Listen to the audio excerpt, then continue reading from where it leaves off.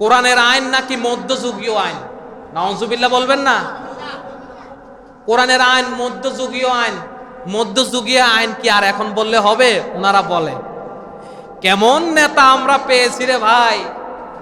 রাসূল সাল্লাল্লাহু আলাইহি সাল্লামের বিচারকে মধ্যযুগীয় আইন বলে, কোরআনের আইনকে মধ্যযুগীয় আইন বলে।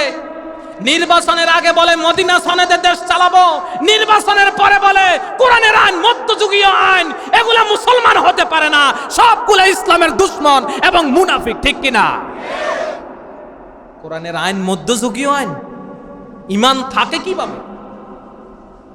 ঈমান থাকে কিভাবে তাদের?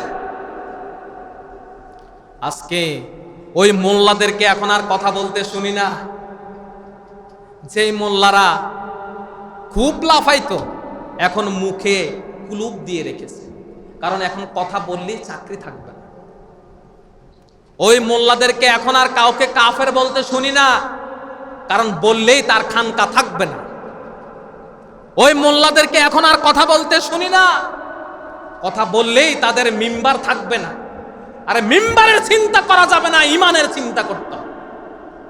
মিম্বার আজকে যাবে কালকে আসবে, খতিবগিরি আজকে যাবে কালকে আসবে, কিন্তু ইমান গেলে ইমান আসবে না। চাকরির কারণে ইমান হারাবো না।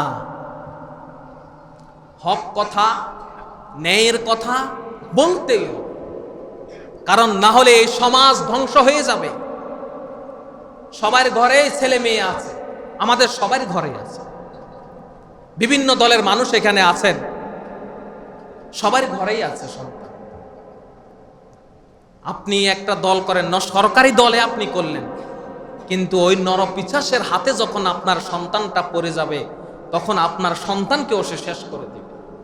তা আইন তো সবার জন্য, কোন নির্দিষ্ট দল, নির্দিষ্ট নেতা, নির্দিষ্ট ব্যক্তির জন্য না, আইন সকলের জন্য সমান হতে হবে।